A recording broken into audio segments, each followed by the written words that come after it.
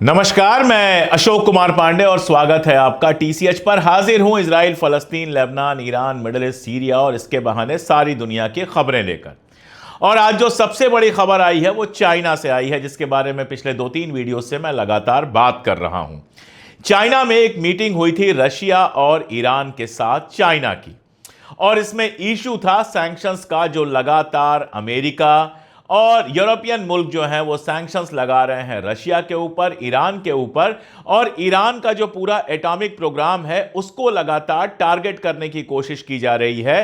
कोशिश ये की जा रही है कि किसी भी तरह ईरान का जो प्लान है पूरा का पूरा एटॉमिक का, उसको पूरी तरह से खत्म कर दिया जाए। अभी हाल में ईरान से एक बयान आया था जिसमें वहां के राष्ट्रपति ने कहा था कि अगर हमारे पास एटॉमिक पावर नहीं होती तो जैसे दूसरे मुल्कों पर कब्जा किया हुआ है इजराइल ने, वैसे ही वो हमारे ऊपर भी कब्जा कर लेता। और ये जो न्यूक्लियर डिटरेंट का सिद्धांत है, यानी आप हमारे ऊपर हमला नहीं करेंगे अगर न्यूक्लियर पावर होगा। एक्स के पास, मान लीजिए अमेरिका के पास न्यूक्लियर पावर है, तो वो रशिया के ऊपर हमला करने से इसलिए बचता है कि रशिया के पास भी न्यूक्लियर पावर है। इसका सबसे बड़ा प्रयोग कहीं है तो आप जानते हैं नॉर्थ कोरिया और साउथ कोरिया के बीच किया गया, जिसमें नॉर्थ कोरिया ने भी न्यूक्लियर पावर बना लिया और उसके बाद नॉर्थ कोरिया और साउथ कोरिया के बीच उस तरह की लड़ाई नहीं हुई जैसी लड़ाई हुई थी।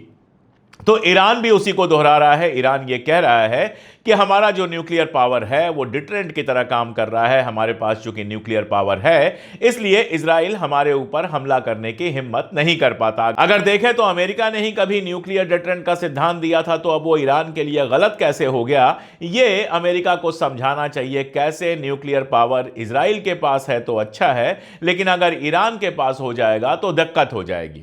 खैर, मैं बात कर रहा था चाइना की। चाइना से जो स्टेटमेंट आया है उसने साफ साफ दो बातें कही हैं। पहली बात तो ईरान के न्यूक्लियर पावर का समर्थन किया है, न्यूक्लियर प्रोग्राम का समर्थन किया है कि ईरान जो न्यूक्लियर प्रोग्राम चला रहा है वो सही है। और दूसरी बात यह कहा है कि ये जो एक तरफा सैंक्शंस लगाता है अमेरिका, ये बेसिकली इलीगल है, गैर कानूनी है। यानी अमेरिका के सैंक्शंस को किसी तरह की मान्यता नहीं मिली है। चीन, रशिया और ईरान न्यूक्लियर वाले मामले में और बाकी मामलों में भी एक साथ सामने आए हैं। यह बात मैं लगातार कहता रहा हूं कि ये जो ट्रायंगल बना है रशिया, चाइना और ईरान का, यह कोई आइडियोलॉजिकल ट्रायंगल नहीं है। ईरान एक इस्लामिक कंट्री है, चाइना एक कम्युनिस्ट कंट्री है और रशिया एक एक्स कम्युनिस्ट कंट्री है, जहां सभी धर्मों को अभी आज़ादी है अपने तरीके से पूजा पाठ करने की। लेकिन तीनों का जो कॉम्बिनेशन बना है, तीनों का जो अलायंस बना है, उसके पीछे है अमेरिका, इजराइल और यूरोप का गठजोड़। ये लोग अपने तरीके से सारा कुछ चलाना चाहते हैं, इसलिए कभी रशिया पर सैंक्शन लगाते हैं, कभी ईरान पे सैंक्शन लगाते हैं, कभी चाइना पे सैंक्शन लगाते हैं। और जाहिर है रशिया एक बहुत बड़ा मुल्क है, रशिया के पास सबसे ज्यादा न्यूक्लियर वेपन्स हैं। चाइना भी एक बड़ा मुल्क है और चाइना के पास भी न्यूक्लियर वेपन्स हैं। इसके अलावा ट्रेड के क्षेत्र में, फाइनेंशियल क्षेत्र में और बाकी सारे मामलों में चाइना अमेरिका को टक्कर दे रहा है। आपको याद होगा अमेरिकी राष्ट्रपति का शपथ ग्रहण समारोह था, चाइना के राष्ट्रपति को बुलाया गया था लेकिन चाइना के राष्ट्रपति गए नहीं थे। तो आप समझ सकते हैं कि अमेरिका के सामने तन कर खड़े रहने वाले चाइना की हैसियत क्या है, यह आप अच्छी तरह से समझ सकते हैं। और ईरान जो है इन दोनों के लिए ऑयल का भी बहुत बड़ा सप्लायर है और गल्फ के अंदर इन दोनों को सहारा देने वाला है, क्योंकि गल्फ के अंदर बाकी जितने मुल्क हैं जो डेवलप टाइप के मुल्क हैं, चाहे वो सऊदी अरबिया हो, चाहे बहरीन हो, चाहे फिर वो जॉर्डन हो या कुवैत हो या कतर हो, ये सारे के सारे कमोबेश अमेरिकी पाले में माने जाते हैं कि ये अमेरिकी पाले में हैं। चाइना ने अपना इन्वेस्टमेंट बढ़ाया है बहुत ज्यादा मिडिल ईस्ट में, तो जाहिर है उसको एक अड्डा चाहिए, वो अड्डा है ईरान। ऐसे ही रशिया का इकलौता बेस जो वहां पर है सीरिया में बचा हुआ है। और ज्यादातर चूंकि मुल्क मैंने आपको बताया गल्फ के जो मुल्क हैं वो अमेरिका के साथ हैं, तो रशिया को भी जरूरत है ईरान की, ताकि गल्फ में पैर जमाने की जगह उसको मिल सके। तो ये पूरा का पूरा स्ट्रेटेजिक मामला है और इस मामले में जिस तरह से चाइना से बयान आया है ईरान, रशिया और चाइना का, वो साफ बताता है कि ये सारे मुल्क अमेरिका के सामने झुकने या फिर अमेरिका की सारी शर्तें मान लेने को तैयार नहीं है। एक और बात मैं आपको बताऊं, जब ट्रंप साहब राष्ट्रपति बने नहीं थे अभी तब भी, और बनने के बाद भी लगातार कह रहे थे कि 24 घंटे के अंदर, जो ही मैं शपथ ग्रहण करूंगा उसके 24 घंटे के अंदर यूक्रेन और रशिया का वार रुकवा दूंगा। कल उनसे पत्रकारों ने पूछा कि क्या हुआ, अब तो कई 24 घंटे निकल गए, रशिया और यूक्रेन के बीच में कोई सीज फायर तो हुआ नहीं है। आप यह भी जानते हैं कि यूक्रेन झुक चुका है, सीज फायर के लिए भी तैयार है, दोबारा जाकर बात करने के लिए भी तैयार है। यूक्रेन की अपनी मजबूरी है, अमेरिकी और यूरोपीय हथियारों के बिना उसका काम बहुत चलने वाला नहीं है। लेकिन रशिया जो है वो अपनी शर्तों पर अड़ा हुआ है। कल प्रेसिडेंट ट्रंप ने कहा कि मैं थोड़ा सरकास्टिक हो रहा था, ये मजाक था, जुमला कह लीजिए, ये एक जुमला था कि मैं 24 घंटे में वार रुकवा दूंगा। ऐसी उनकी नहीं चलती है कि वो रशिया को फोन करके कहें और रशिया वार रोक दे। तो बहुत सीधा सा मामला है कि ट्रंप साहब बातें जितनी भी कर रहे हैं, चीजें उतनी भी उनके कंट्रोल में नहीं है जितना वो मान के चल रहे हैं। उनका बिहेवियर ऐसे है जैसे दुनिया के वो सुल्तान हो, दुनिया के बादशाह हो, दुनिया के महाराजा हो, और जहां जो आदेश देंगे वो लागू हो जाएगा। लेकिन आप देखिए, चाइना के ऊपर टैरिफ लगाई, चाइना ने पलट के टैरिफ लगा दी, कनाडा के ऊपर टैरिफ लगाई, कनाडा ने पलट के टैरिफ लगा दी। हिंदुस्तान के ऊपर लगातार वो बातें कर रहे हैं और हिंदुस्तान से कोई माकूल जवाब नहीं जा रहा है, जिसकी अपनी वजूहात हो सकती हैं। लेकिन बाकी दुनिया में ट्रंप की मुखालिफत भी जबरदस्त हो रही है। दूसरा जो बड़ा मुद्दा चल रहा है वो मुद्दा चल रहा है सीज फायर का। मैंने आपको बताया था कि इजराइल के नेगोशिएटर्स भी दोहा पहुंच चुके हैं और अमेरिका से स्टीव विटकॉफ, वो भी जो मिडिल ईस्ट में इन्वॉय हैं प्रेसिडेंट ट्रंप के, वो भी दोहा पहुंच चुके हैं और सीज फायर की बात चल रही है। अब सीज फायर को लेकर बहुत सारी बातें सामने आ रही हैं। एक बात यह सामने आ रही है कि इजराइल ने डिमांड की थी कि 10 से 11 लोगों को रिहा किया जाए, 10 से लेकर 11 लोगों को रिहा किया जाए, और प्लस 4 जो बंधक हैं जिनकी लाशें हैं जो मारे जा चुके हैं वो भी दिए जाए। विटकॉफ लगातार ब्रिज प्लान की बात कर रहे हैं। ब्रिज प्लान मतलब राउंड 1 का, सीज फायर राउंड 1 और सीज फायर राउंड 2 के बीच में एक ब्रिज हो जिसमें जंग ना चले और थोड़े बहुत जो कहते हैं अगवा किए हुए लोग हैं या होस्टेजेज हैं, उन लोगों की अदला बदली हो। ये विटकॉफ कह रहा है, ये अमेरिका कह रहा है कि एक बीच का ब्रिज पीरियड हो, पुल हो एक सीज फायर 1 और सीज फायर 2 के बीच का। हालांकि सवाल तो यह पूछा जाना चाहिए कि पहला जो सीज फायर आपने कराया था उसमें सीधे स्टेज 1 से स्टेज 2 जाने में क्या दिक्कत है। लेकिन चलिए, स्टीव विटकॉफ कह रहे हैं कि हमास को मान लेना चाहिए इस चीज को। हमास को लगता है वक्त उसके साथ है, लेकिन वक्त उसके साथ नहीं है। हमास की भी बात आई है और हमास ने यह कहा है कि हम एक अमेरिकी, जो अमेरिकन इजरायली है, जो बेसिकली अमेरिका है लेकिन यहूदी है, तो उसको इजराइल की भी नागरिकता मिली होगी और इजराइल की आर्मी के साथ वो लड़ भी रहा था, वो गिरफ्तार हुआ अमेरिकी इजरायली जिसका नाम है एडन अलेक्जेंडर। तो हमास का कहना है कि हम एडन अलेक्जेंडर को छोड़ने को तैयार हैं और साथ में 4 जो होस्टेज मारे गए हैं उन होस्टेजेस की लाशें सौंपने को भी हम तैयार हैं। लेकिन इससे ज्यादा लोगों को हम नहीं छोड़ेंगे सीज फायर शुरू करने के लिए। सीज फायर एक बार शुरू हो जाए, वहां से वो फलस्तीनियों को रिहा करते रहें, हम यहां से इजरायलियों को रिहा करते रहेंगे।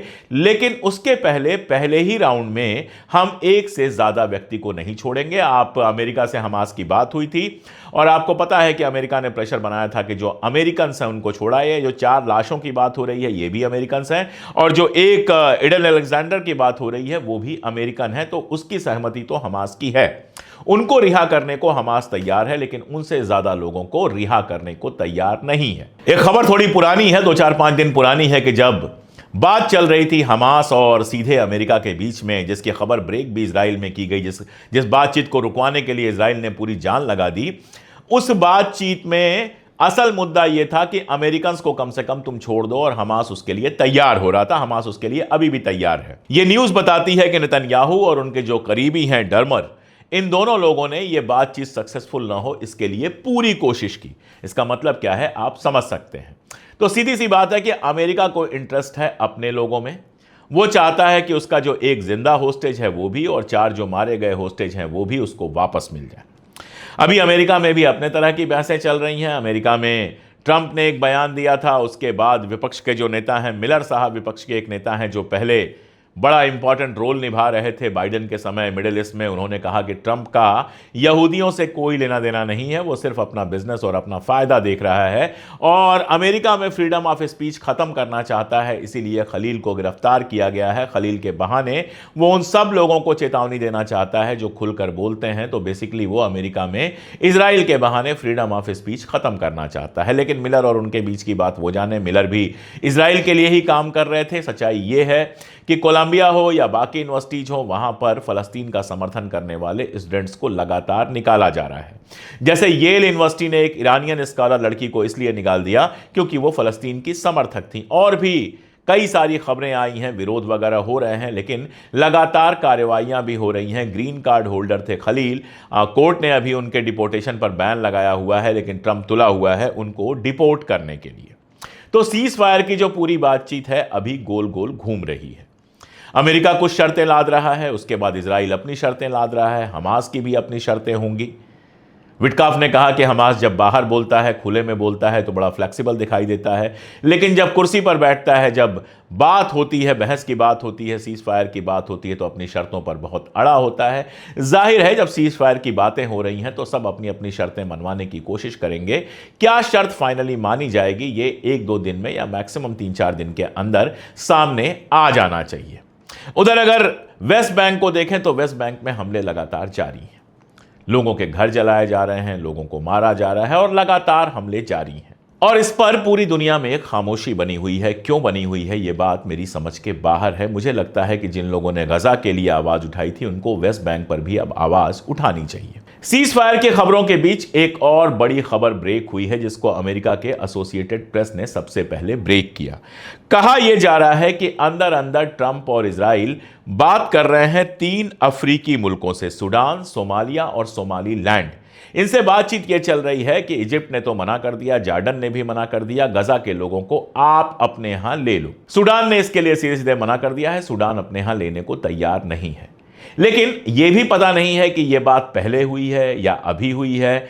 अभी तो ट्रंप का जो बयान आया था किसी को कहीं से नहीं निकाला जाएगा। हालांकि ट्रंप के इतने बयान आते रहते हैं कि किस पर आप भरोसा करेंगे, किस पर नहीं भरोसा करेंगे, यही मुश्किल है। लेकिन देखना यह है, अभी तक यह कंफर्म नहीं हो पा रहा है कि यह जो बातचीत चल रही है या चल रही थी, यह ट्रंप के उस बयान के बाद भी चल रही है या पहले की बात थी जिसमें सूडान, सोमालिया और सोमालिया लैंड, जो सोमाली लैंड है, वहां पर गजा के लोगों को भेजने की कोशिशें चल रही थी।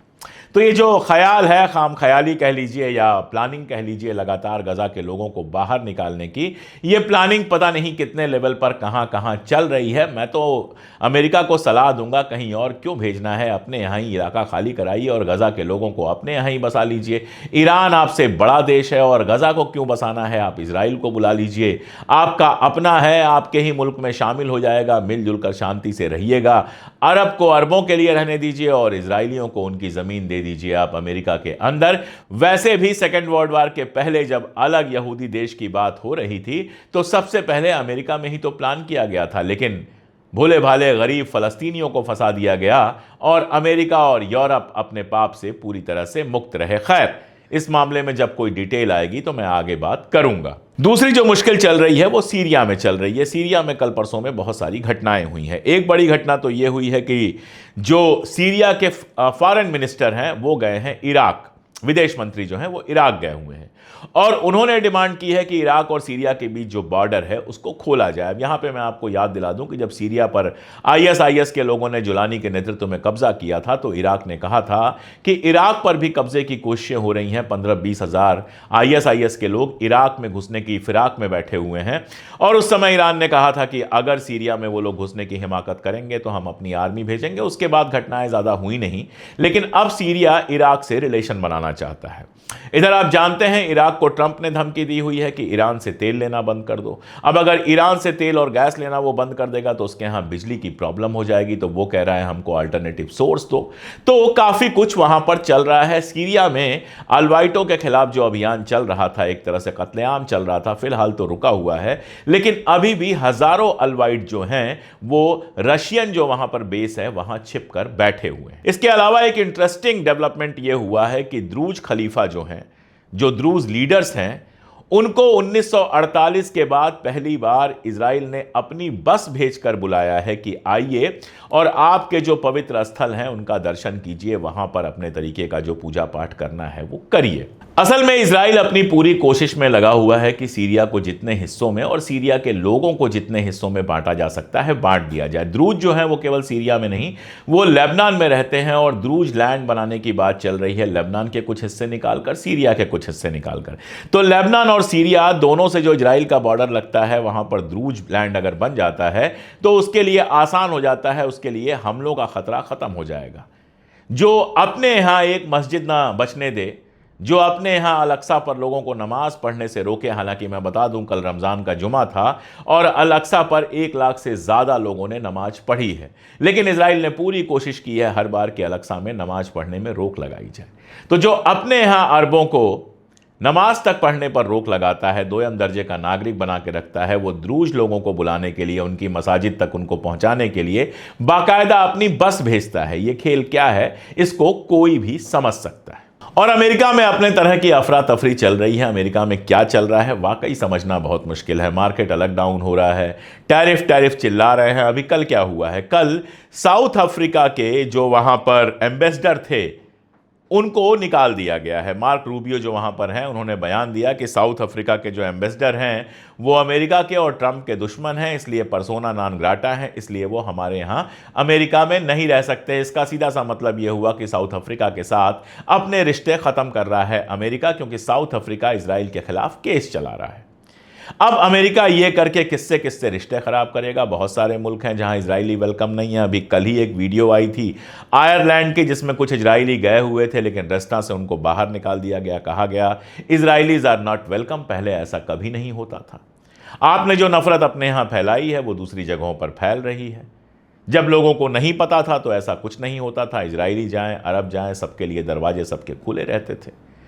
लेकिन जो इजराइल कर रहा है दुनिया के तमाम मुल्कों में, दुनिया के तमाम सारे देशों में इजराइल के खिलाफ अपने तरीके का माहौल बन रहा है। आज वो भले कम दिख रहा हो, कल ज़्यादा दिखेगा अगर ये चीज़ें चलती रहेंगी, और इसका नुकसान आज नहीं तो कल अमेरिका को भी उठाना पड़ेगा। खैर, खबरें ख़त्म करने से पहले, आज की खबरें बंद करने से पहले एक तस्वीर, इस तस्वीर में आपको फ़लस्तीनी फुटबॉल प्लेयर्स दिखेंगे जो फुटबॉल वर्ल्ड कप में शामिल होने के लिए चुने गए हैं। तो सारी परेशानियों, सारी तबाहियों के बावजूद, कई सारे खिलाड़ियों को मार दिया गया था, कई सारे खिलाड़ी घायल हुए थे, उसके बावजूद भी अपनी टीम चुनी है फ़लस्तीन ने और वर्ल्ड कप फुटबॉल में खेलेगी। तो हमारी शुभकामनाएं होंगी, टीम खेले तो टीम जीते भी। इसके अलावा मैं तो यही चाहूँगा कि सीज़ फायर जल्दी से जल्दी लागू हो, वहाँ दोबारा जंग कभी ना शुरू हो, और मैं ये भी चाहूँगा कि ट्रंप थोड़ा शांति से बैठ के सोचे। इतना चीखने चिल्लाने और इतना रोज रोज नए बयान देने और कल कह देने कि मैं मजाक कर रहा था, इन सब से उसकी अपनी इमेज भी खराब होगी। अमेरिका की इमेज तो खराब हो ही रही है, और जिस तरह से ईरान, चाइना और रशिया साथ में आए हैं, यह अपने आप में अमेरिका के लिए चिंता का विषय होगा। आज के लिए इतना ही, बहुत शुक्रिया।